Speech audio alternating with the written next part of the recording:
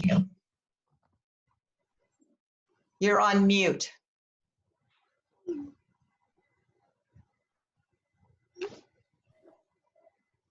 Sorry about that. That's okay. Okay, I want to thank and welcome everyone to joining us tonight. But I want to thank Dick Lutz and Chris Blackstone especially for their efforts in bringing the Zoom in on conservation about.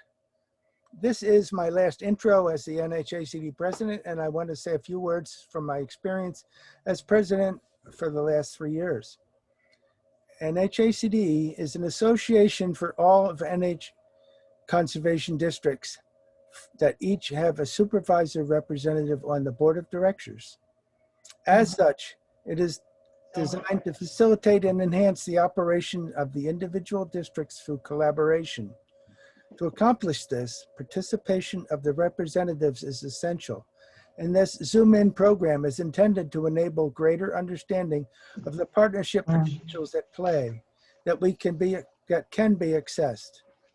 I sincerely hope that motivation will follow some of these exposures and result in more dynamic engagement from both NHACD reps and regular district supervisors. The potential for good conservation work can only be enhanced by cooperative efforts among ourselves and our strategic partners in this, and this series strives to accomplish just that. NHACD is not just a standalone resource to enable local efforts. It needs active feedback to achieve effective support of local goals. And I urge all supervisors to take what you learn here and put it to good use as benefits your local needs while sharing your successes and dilemmas with your NHACD reps so that we can strive towards a more effective future. I thank you for the support I have received these last 3 years, and it's been an interesting experience. We have a big year ahead of us with hosting the NHACD regional meeting. Let's make it spectacular. Take it away, Chris.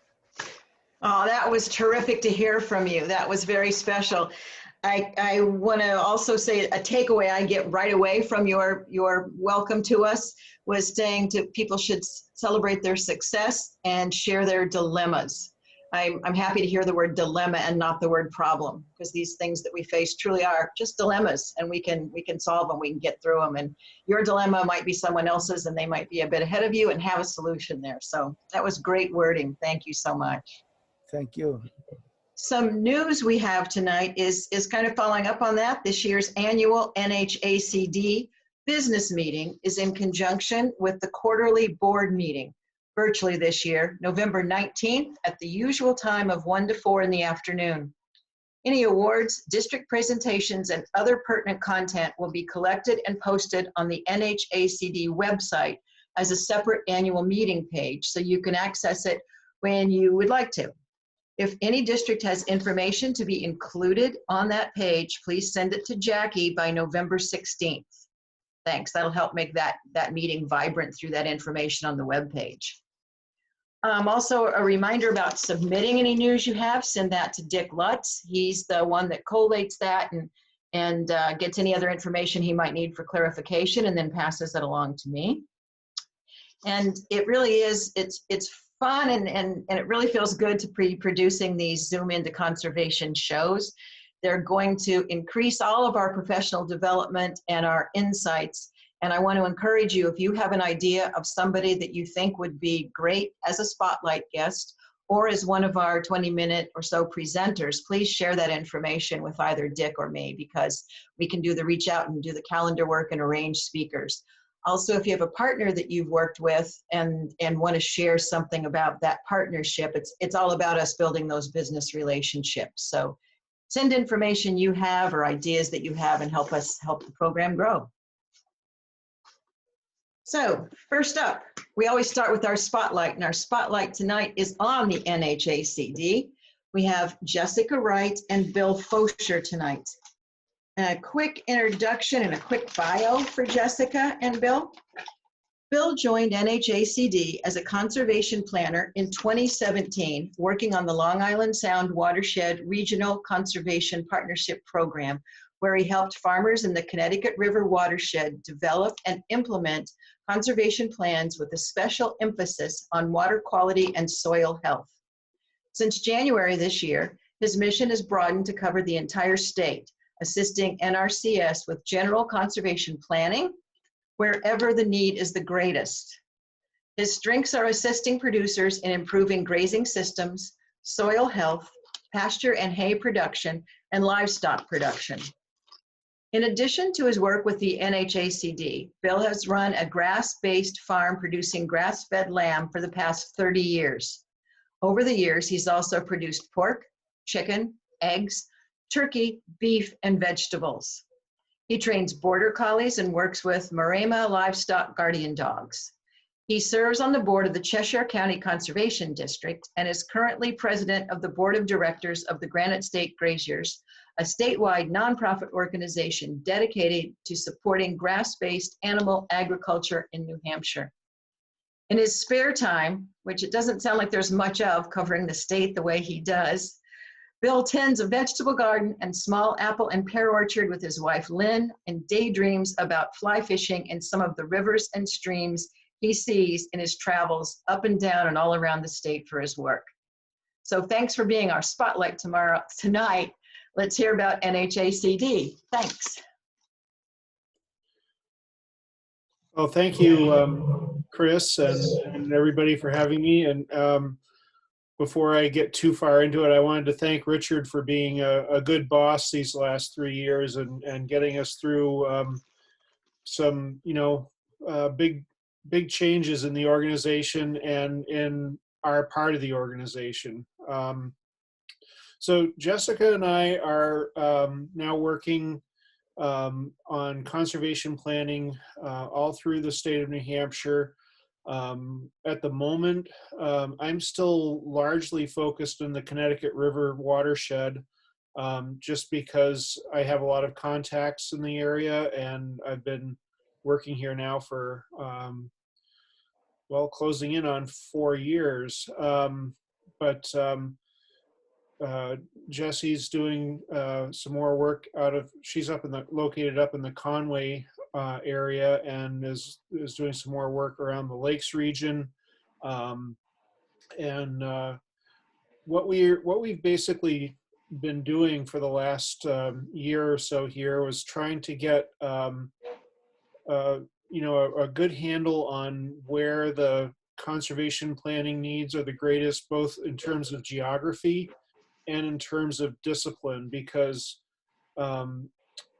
conservation planning covers a wide array of different types of land uses, from forestry through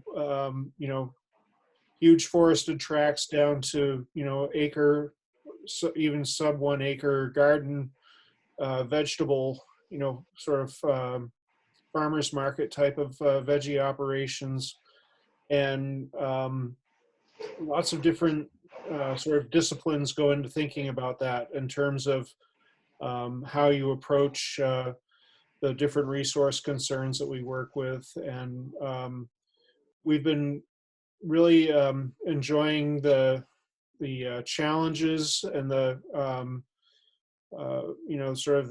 it's an exciting time to be involved with conservation planning. One of the interesting side effects of this horrible pandemic that we're slogging through, and that seems to just keep staying with us and getting worse, is that people are really starting to focus in on where their food comes from.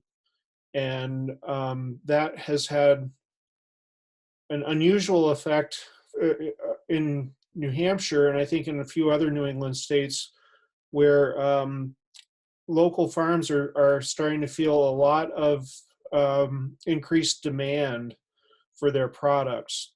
And in the past, things like this have come and gone. This time it kind of feels like it's sticking around, and people are coming to us saying, I really want to try to expand my operation, but I don't want to degrade my natural resources in the process of doing it. And you know, if anything, I want to try to make some things better. And so we're a little bit swamped with work, which is, you know, that's the downside of it, is that we're having to learn how to manage our workload a little bit more effectively than you know, in the past, where I've been kind of looking for work, to be candid about it. Now we're, you know, sort of trying to triage what's the most important, what can we actually, where can we move the dial the most. We're still looking for projects. We still want to help people wherever we can, but we also are learning that we have to be realistic about what we take on. And Jesse, did you have anything you wanted to add in there, or did I blather on long enough already? I think you did a great job, Bill, as always. I think I'll just echo Bill's sentiments of the dilemmas of the year have been interesting and plenty, but with the support of the other staff at NHACD and the districts, we've been able to make a lot of the great connections to both our growers in our regions and NRCS, and through all those great collaborations, we've been able to have a really great kind of plate full of folks that we're working with, from grazing operations to diversified veggie operations to forests, and everything in between. And so Bill and I are constantly learning how to best support landowners and land managers in really advancing their conservation goals, and doing that through a really tangible conservation plan that is owned by the landowner or the land manager is really important to us. So we're able to work with the land manager to develop a conservation plan that the land manager has true ownership of, and they feel like they've contributed to and believe in, and can work for the next 3 to 5 years on accomplishing the goals that we set together. So it feels really good, I know, for both Bill and I to see those plans come to life from our first initial site visit to, you know, perhaps 6 months, a year down the line, to a tangible conservation plan that we know is going to get really good conservation work on the ground. And again, that's through all kinds of good connections through NRCS and the districts that we're able to do that work. So constantly thankful for all those connections and meetings like this that encourage landowners to reach out to us for help and develop those community connections even more. So we're excited to hear from everybody and figure out how to get everybody the conservation work they need, despite the somewhat long lines of wait that seem to be popping up. I just would also like to, as a sort of a side note, mention that our work is funded through a grant from the National Association of Conservation Districts, which sort of serves as yet another layer of association and networking for districts, conservation districts throughout the entire United States and its territories. And the reason that that this program that funds us exists is because basically NRCS, the Natural Resources Conservation Service of USDA, recognizes that there's a need for having a you know, a sort of a stable resource base of conservation planners. Within the staff of the NRCS, there's quite a bit of turnover at the field office level. I heard a statistic in a meeting recently that within the state of New Hampshire, 40% of the field office staff is in their first year of their current assignment. So there's a lot of need for continuity, and we help provide that. And then there's also the sort of being a like a smoke jumper where we, can hop in where there's a staff shortage at the moment and help fill gaps and keep projects that are, that other planners have gotten started, keep them moving and keep them going towards a successful outcome. So it's really exciting work, and we're really glad to be able to do it. And I guess if there's any questions, I'd be happy to try to tackle them at this point. I have a quick question for Jesse. I did learn that you are a New Hampshire native.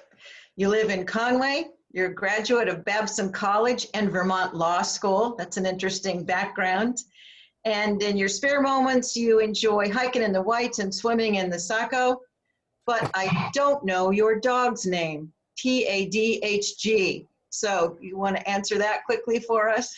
Sure. His name is Tig. Hi, okay. Tig is a very traditional Irish boy's name, and when I left my undergraduate degree, I wasn't quite ready to sell insurance like the rest of my roommates, so I took a trip across the pond, and I lived in Ireland for 2 years, and my grandparents are from Ireland, so it was a really nice trip for me, and I was able to kind of sow some of those wild oats you have when you're 21, and I fell in love with this weird kind of archaic language and spelling structure that Ireland has, and Tig was one of my favorite names, so Tig is his name, and every time I go to the vet, they have no idea what I'm talking about. They want to buy a vowel, I can tell. Exactly. So yeah, thanks, Chris. Sure. Well, thanks for the spotlight. And the next part of our agenda is the Society for the Protection of New Hampshire Forest with Matt Leahy. I'd like to introduce you to Matt. He's a graduate of UNH, and he has served as a public policy advisor to the former U.S. Senator Jed Gregg, and more recently with New Hampshire's current senior U.S. Senator Jeanne Shaheen. At the Forest Society, Matt works full-time on public policy research and advocacy, and will be spending much of his first 6 months over at the State House representing the organization on issues important to us. He also works with the New Hampshire Congressional Delegation on federal issues such as reauthorization of the Land and Water Conservancy Fund. Matt and his wife, Deborah, live in Concord with 2 children. Thanks for being with us, Matt, and we're looking forward to hearing about your presentation about your work with the Forest Society. Great. Well, thanks, Chris, and good evening, everybody. I'm going to attempt to share my screen. This is advanced Zoom for me, just so you know. I'm still trying to figure out how fax machines work. So let me see if I can do this. Oh, actually, guess I'm not. It says I'm not. It says the host disabled screen sharing, so I don't think I can. And try again, Matt. Try again. Okay. Hold on. Let's see. While Matt's working on that, I just wanted to call everybody's attention to the fact that this meeting is being recorded. I think I did it. I don't know if you can see the. Yep, we can. Nice. Oh, fantastic. We do, thank you. So I just have, this is not a long PowerPoint presentation. I know, I mean, I don't want to bury you in things and stuff. So this is just, this is really just designed to kind of give you an overview of the Forest Society and what we're doing. But it's only maybe 6 or 7 minutes long. So definitely have time for any questions you may have. But so again, my name is Matt Leahy. I'm the public policy manager for the Society for the Protection of New Hampshire Forests, and that's kind of a mouthful. So we just call it the Forest Society to save time. And that's just a little summary of the Forest Society. We were founded back in 1901. We are a member-based organization. We own land. Currently have about 50,000 57,000 acres. We also hold conservation easements all over the state. And that is our mission which has been our mission since founding back in 1901, to perpetuate the forests of New Hampshire through their wise use and their complete reservation in places of special scenic beauty. So we protect land, but we also want to make sure that the land is used properly. And these are the 4 ways we try to promote our mission. Obviously, land protection. We have an education staff that does a lot of outreach with schools and other community organizations. We do advocacy, and that's a large part of my job, which is dealing, for me, with public policy officials, elected officials, both at the state and federal levels. And finally, we do forest management. We, on the lands we own, we do, do timber harvesting and other forest management techniques. And I'm just going to quickly go through a few highlights of our timeline. But we were founded back in 1901, and it was in the founding came out of some pretty deep concerns that our founders had about the indiscriminate and wholesale logging that was going on up in the Whites. And if you've ever seen pictures of what it looked like, in the late 1800s, early 1900s, it was a far different place. And so there was quite a bit of concern about the impacts those activities were having, not just in the Whites, but actually downstream in some of the cities of Manchester and elsewhere. So that's really where we came out of, was what was going on up in the White Mountain National Forest. And so over these last 120 years or so, we've really tried to push on that original founding. The Forest Society worked for a long time to get the Weeks Act passed by Congress, which of course led to the establishment of the national forest and the eastern national forest, including the Whites. But we've, our first land protection project was up on Mount Sunapee. And from there, we've worked on Lost River.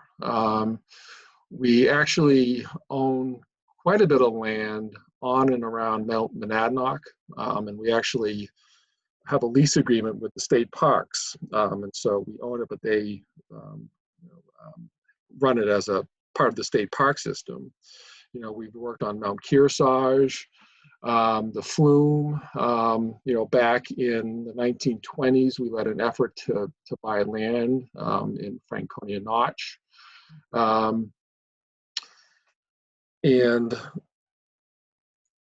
so as you can see, a number of the really kind of iconic places in New Hampshire, Sunapee, Monadnock, the Whites, other places, the Forest Society has had some hand in making sure those projects and those areas were protected. One interesting thing, and some of you may know this, but back in the late 50s, early 1960s, there was a proposal to put a 4-lane highway through Franconia Notch, and the Forest Society led the effort to prevent that project from going through. And now what you see, of course, is that 2-lane parkway. But a 4-lane highway through the Franconia Notch would have involved a whole bunch of blasting, and it would have completely changed the whole character of that area. So again, that's another area where Forest Society was involved in. A few other things. We were part of the establishment of the old, if you remember, the LSIP program back in the 1980s, which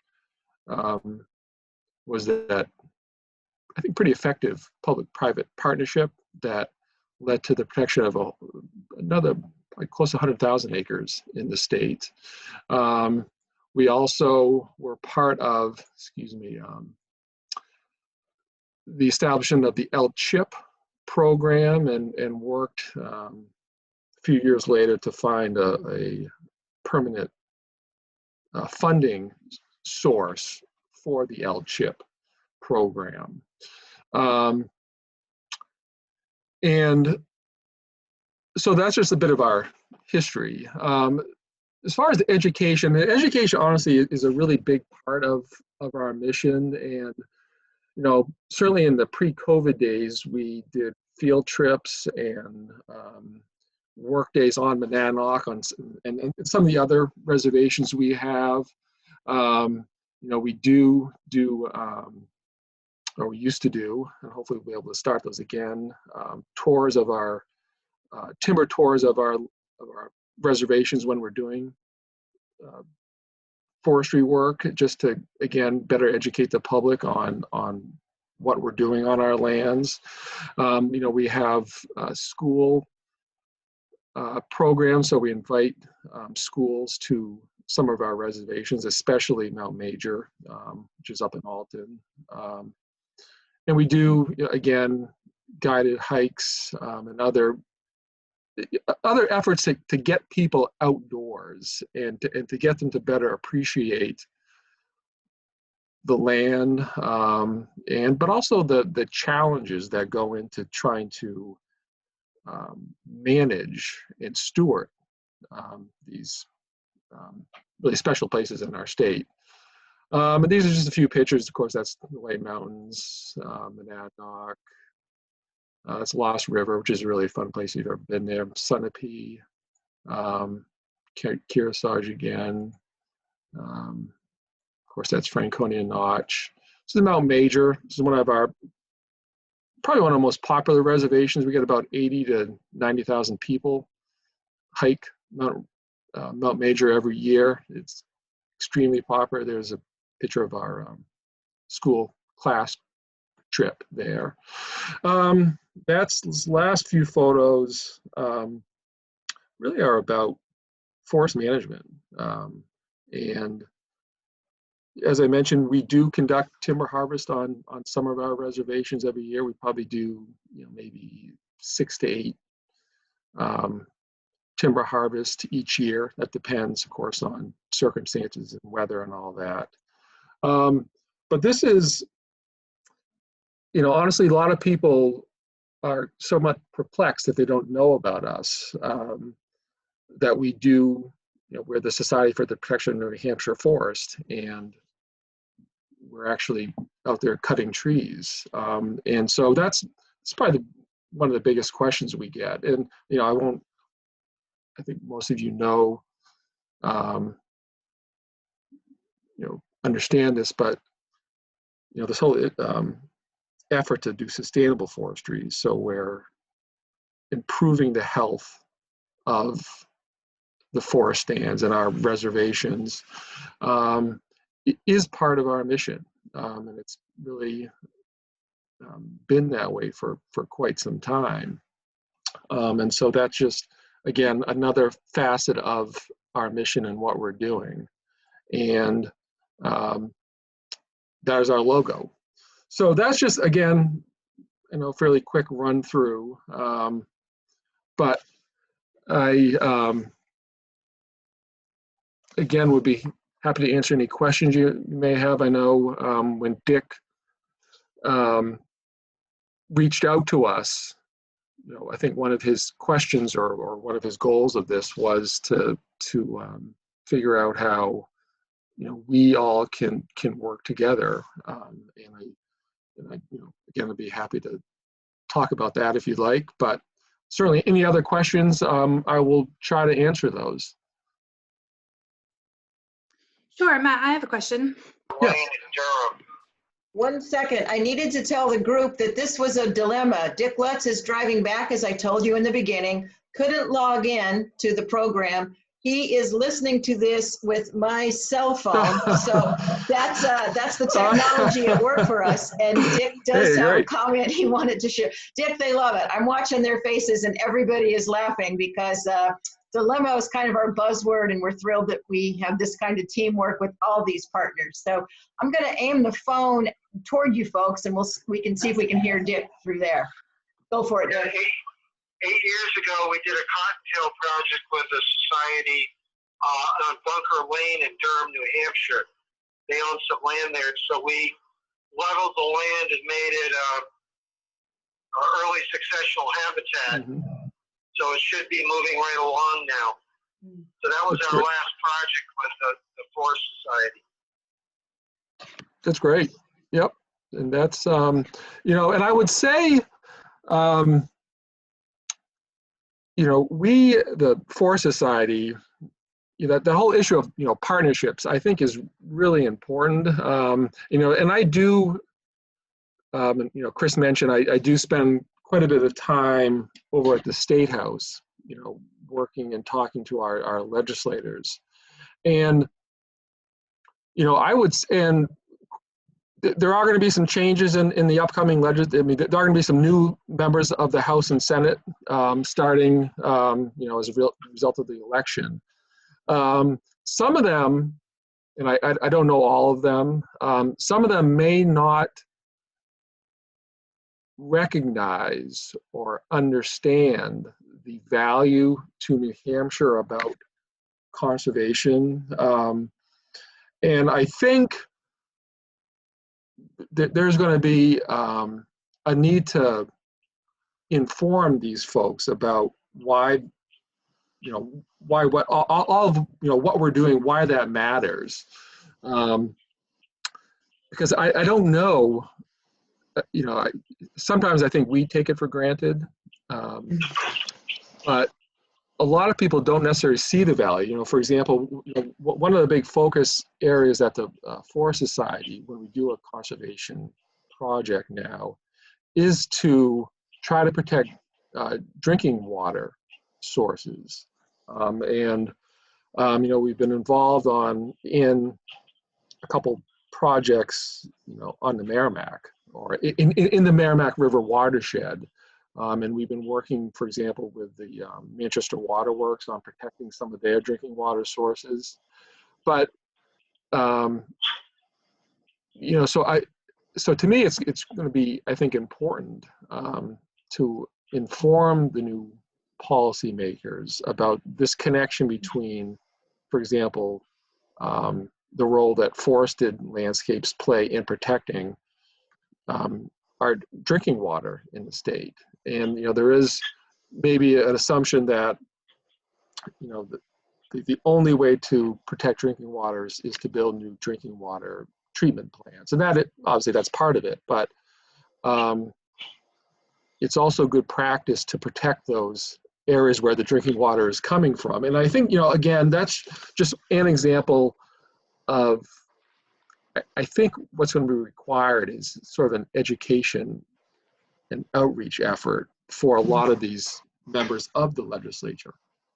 So That topic alone could be a whole nother series in this time to have you come back and tell us. Well, we look forward to having you back, and you can tell Sure. us how is it going and what can any of us do, meeting Yeah. legislators and meeting the people that are on the various committees that are related to the work we do. yeah, I'd love to do So that. that was a great way to bring that to our mind. Thank you so much, Matt. You're welcome. Matt, one of the things that we've talked about among the conservation It's districts, Donna Hep talking. when legislation came up last year, it was really clear that even some of the not new legislators didn't really have a clue what Mhm. conservation districts were all about. Yes. And I'm also, you know, many of us are also engaged as representing county conservation districts on the State Conservation Commission. Yep. And that again is, you know, folks, we don't really have a place where we all can come together and Mhm. help share those stories in a compelling way. Yeah. I mean, we at the local level, you know, can offer tours and that type of thing, but I know that, you know, some folks, you know, have activities that they do in Concord, you know, with the legislators to just, help celebrate, a particular area. Yep. And conservation, it's like the heritage folks, the cultural heritage folks have some really good mechanisms to come together. Right. Conservation is so broad, and we have so many different groups. It's a real challenge to figure out how to package some of the importance of what we do and how we help keep New Hampshire. So that would be an area that, as Chris mentioned, I think we really need to be thinking about as these new folks come on board, and just recognizing that maybe that there's some smarter ways that we can come together to help tell some of these stories, and in a way that's not going to bore them, but Right. bring them in. And as you said, base it on things that they get, like drinking water, and and how this helps the economy and things Exactly. like that. But Yeah, exactly. I agree. Certainly, outdoor, the economy, outdoor recreation is a huge part of our state's economy. Right. It sounds to me like we need to have Dr. Shannon Rogers give a presentation of the work she's been doing through the cooperative extension about the nature economy. Some of you might have heard her presentation about that through some of the conferences, but that I know. Extension already does sort of a legislative breakfast. I'm just thinking that maybe there's a way that we can broaden the tent. Oh, there needs to be. You've got that. So that we're not, each going in and sharing our little piece, but saying, hey, we've got the Forest Society, we've got the Timber Owners Association, we've got these conservation districts, we've got all these Trout Unlimited, we've got all these folks that are doing cool stuff, and this is how it comes together, and where you can help us make a difference. And that ties in. Right now, the State Conservation Committee is working on a strategic plan, and one part, that this is one of the elements in it, is how to be able to better communicate at the statewide level. I think we understand how to communicate at the local level, but it's hard to bring that up to the higher level in a way that makes sense. I agree. It's also hard to limit these wonderful content-rich conversations in a forum like this. I think this group has been particularly strong in kind of leaping through the Zoom wall and having a really rich conversation right now. So it's not easy to bring this part to a halt and say we also have the Nature Conservancy with us tonight, which is a lovely stop sharing partner. my screen.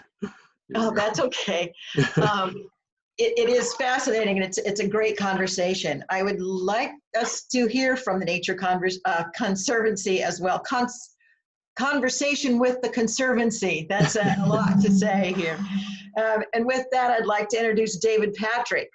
David joined the New Hampshire chapter of the Nature Conservancy in 2015 as the Director of Conservation Programs, and works with his team to undertake terrestrial, marine, and freshwater conservation planning and implementation.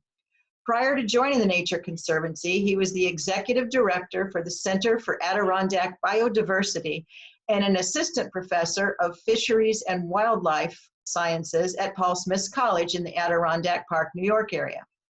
Dave holds a Bachelor in Science in Zoology and Animal Ecology. His Master of Science is in Conservation Biology, and he earned a PhD in Wildlife Ecology from the University of Maine, Orono, and has conducted ecological research in the United Kingdom, Tanzania, and throughout the United States.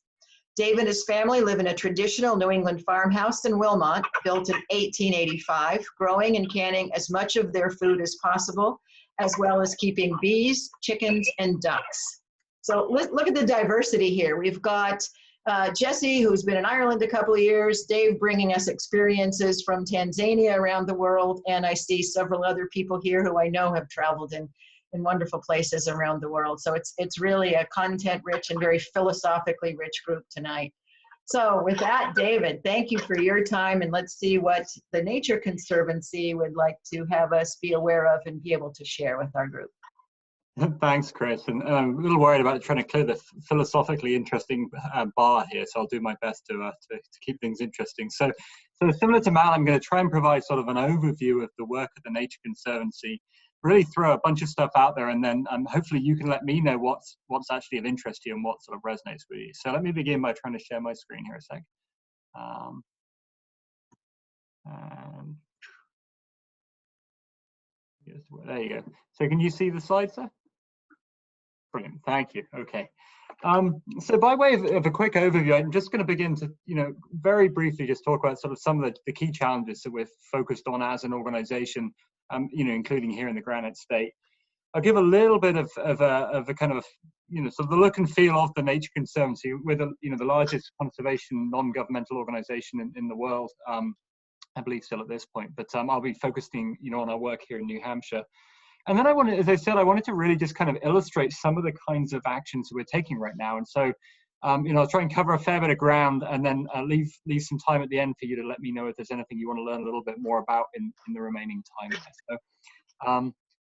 So to begin with, I'm sorry to start on, given that we've had an interesting few days, with a little bit of a doom and gloom start, but I do think, it's important to recognize that one of the reasons for organizations like TNC, the Nature Conservancy, is that we're facing some pretty significant challenges. Yeah, so there's a lot of different facts that you can share around sort of the biodiversity crisis, but I think we're seeing declines, at rates that are unprecedented in human history as a result of our actions.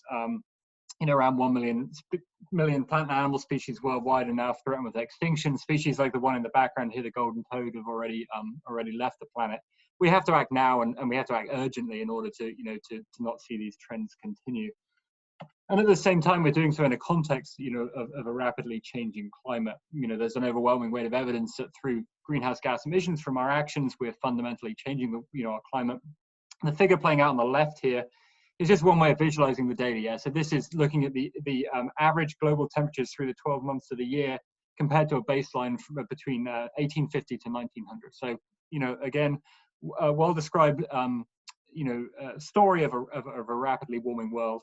And we're also seeing an increase in the frequency and severity of at least some kinds of severe weather events as well. And I think anybody who grows their own food, recognizes this. We're seeing more of our precipitation falling in fewer, more extreme events with longer periods of drought in between, more uncertainty, more instability. And those two forces are really acting, synergistically, often with climate change really acting as kind of a force multiplier for those other drivers of the biodiversity declines we're seeing. So our mission, sort of similar to the Forest Society, we're not quite as old as the Forest Society, but we've been around for a little while now. Our mission is to conserve the lands and waters on which all life depends. So a pretty broad mission, gives us a fair bit of scope for the work we want to do. And we have two key sort of focal areas in our work. Again, this is from the global right down here to New Hampshire. So one is around, I sort of our shorthand version is our biodiversity work, and that's, healthy oceans, fresh water and land. So really focused on conserving native biodiversity and systems that sustain it. And then the other is focused on climate change, tackling climate change, and that's both on the mitigation side of the balance. So figuring out how we can reduce emissions, how we can sequester and store more atmospheric carbon. And then the other piece is around adaptation, helping nature and people adapt to the changes we're already experiencing, and that even with rapid action, we're going to continue to see get more severe over the coming decades. So we are a science-based organization. I just wanted to show one sort of illustration of the work that, our science. So this is actually work that we developed. This took about 10 years and about 80 or 90 scientists to produce this. This is our resilient connected landscapes analysis. It serves as a blueprint for us focusing our terrestrial-based land conservation work across the United States. So don't worry too much about sort of the different colors here, but basically anything that shows up in a color is a place that we feel is going to be really important to conserving native species going forward. So we're science-based. We have similar science that informs all of our work. We're also adaptable, and this, I love this image here. This is showing the predicted redistribution paths of native organisms. So the magenta here is mammals, blue is birds, yellow is amphibians. And really it's just showing how with climate change, species are going to need to redistribute, yeah? And so as through our work, we're really thinking a lot about how do we change the ways in which we're working to make sure that these kinds of processes continue to play out into the future. And so thinking about things like landscape scale connectivity, for example, federal policy, all sorts of different ways to support these kinds of needs. And then, you know, sort of again, similarly to the Forest Society, you know, we deploy a wide range of different tools. We started off with land protection was the one tool in our toolbox, and now, you know, we use a lot of different approaches. So just taking our work on the land, for example, you know, we are engaged in direct land protection, land management, although I'd say, you know, we're often learning from the Forest Society around land management of our forests.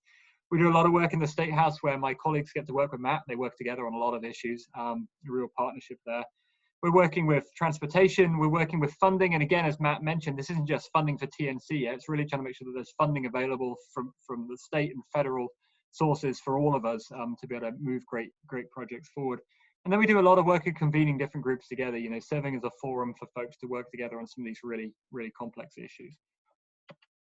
So that's my little bit of a tip around TNC, you know, fairly light and fast. But I'm just going to, you know, wrap now with really just walking through some of the, you know, kind of a scattergun approach here of some of the kind of current projects we're either, you know, wrapping up or we're launching at the moment. And I did want to begin with land protection. I mean, you know, Matt again mentioned partnerships. Just about everything we do is in partnership with state, federal, NGO, local municipalities. You know, New Hampshire is so much stronger because of our partnerships. And so, you know, when it comes to land protection, we're almost always working with somebody. So this over here is our Surrey Mountain Preserve. It's our newest preserve, the 31st of our preserves.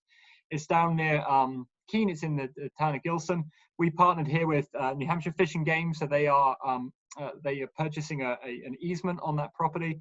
We partner with the towns of Gilsum and Surrey on that one. We partner with the Monadnock Conservancy, you know, all to work together to protect about 1,300 acres of really beautiful mature forest. And then the image down here is, well, I know it's not a very pretty image, but it's really exciting. This was a picture that Jim Ayler from Fish and Game just sent me, and it's the new signs for our Kimball Hill Wildlife Management Area. So again, we work with Fish and Game there. This is 2,800 acres in Groton, so near Sculptured Rocks, Newfound Lake. That's, you know, I think our newest wildlife management area. So again, you know, open for recreation, for use by, you know, all the people of New Hampshire and beyond. So moving a little bit down into some freshwater quickly here, you know, we're doing a lot of work with partners to reconnect our rivers and streams where they've been, the connectivity has been broken up by undersized culverts, often perched, so there's a waterfall at the end, yeah. And you know, obsolete dams, deadbeat dams, as one of my colleagues calls them. This is a great project here. This is on Route 3 in Stratford. And it was a culvert that was perched, it was undersized, so it was flooding the road, you know, literally cutting off the road traffic there.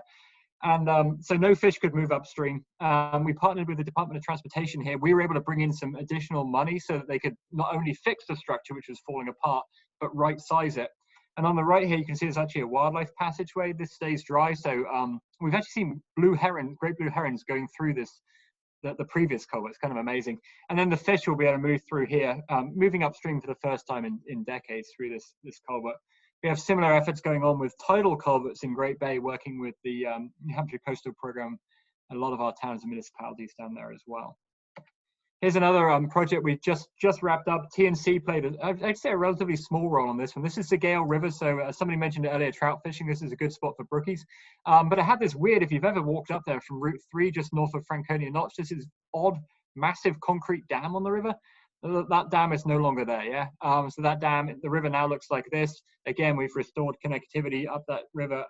You know, I think it adds 35 miles to the river network that will now be connected through the removal of that dam, and other projects of a similar nature underway.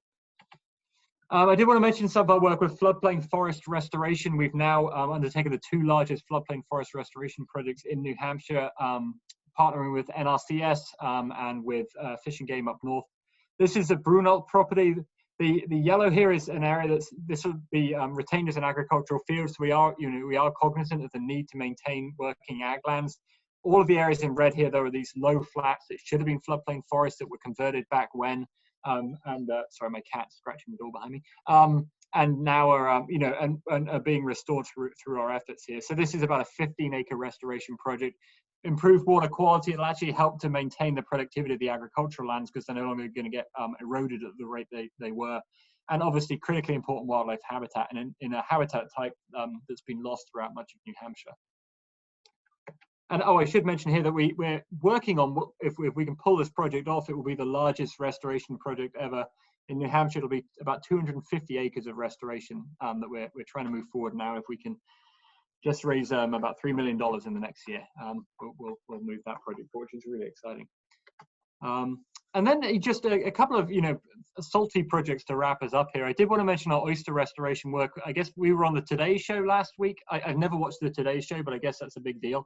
So it was really cool to see that, this is a partnership with the University of New Hampshire, Piscataqua Regions Estuary Partnership. I just know them by their acronym PREP, and others. And we've lost the majority of our oyster reefs in Great Bay. They used to clean our water. They provided critical habitat for juvenile fish. So we've been restoring them through putting this clean clamshell down in piles, and then we seed oysters. This is what they're doing here. They're pushing the oysters that we've grown at the Jackson Lab over onto that reef. So really, really exciting to see that reef restoration going on. And then lastly, I'll leave us in the ocean. I'm doing a lot of work with groundfish, commercial groundfish. So many of our groundfish stocks have been over harvested or are being overfished. And there's a real challenge here for our fishermen. Obviously, it's not good if your resources is either so low in terms of numbers or is in decline that you can't make a living out of it. Yeah. So we've been trying to figure out how to work with fishermen to restore those stocks. And one of the things we've done, we've bought quotas. So TNC now owns a bunch of quota that we then lease back to our fishermen, and we give them a discount rate on those leases if they're willing to work with us on approaches to reduce some of the harmful effects of fishing. We also have been working with this electronic monitoring. So right now, if you go fishing, you're often required to take an onboard monitor with you. These are like young students, and for those who have young student kids, you'll know they're not always reliable. And so for the fishermen, they can be a little, that can be really frustrating having that monitor on board. So having these cameras provides a low-cost way to have monitoring on our fishing boats, and it also encourages our fishermen to follow the rules and regulations, which is a really critical part of helping those fish stocks to return. So I know I've just covered far too much ground for a 20-minute presentation, but I thought, there may be something in there that's of at least some interest to somebody. So with that, I'm going to stop sharing, and I may have, I'm looking at you, Chris, here, I may have time for at least 1 or 2 questions. Let's check first. Dick is at a deficit since he can't see what's going on until he watches this recording at some point. Dick, do you have anything you would like to ask or add or say about Nature Conservancy from your perspective? The Rockingham County Conservation District is part of that Great Bay Watershed Initiative. We've got some grants with TNC in the Bay. And it's got to do with oysters. I don't remember what exactly it is, but we're in on that. There's lots of ways to partner. So that's all I have to say at this point. I'll wrap up things later. Perfect. Thanks, Dick. Are there other questions for David or for David about the Nature Conservancy? I think we have a lot to think about with partnerships. If you look at how diverse New Hampshire is, from your views of what's north of the Notch and what's going on in Alton and Mountain Major, both of you, and then to the marine life and whatnot, and the oyster project being on the Today Show. It's a tiny state with so much wealth of information and things going on. I'm really thrilled. Are there other questions? Any questions for David? I saw one through the chat from Jesse. I could really quick answer. It's about our work with local land trusts, and I think it's both to Matt and I. And I can say that we partner with land trusts, across the state, and for us, those partnerships are absolutely vital. Most of the land protection work that the Nature Conservancy is involved in is really helping to support our land trusts and moving great projects forward. So without them, we couldn't do anything like the amount of work we're able to complete. Terrific. David, just a quick question. Don, I have, do you have, you were talking about the land, the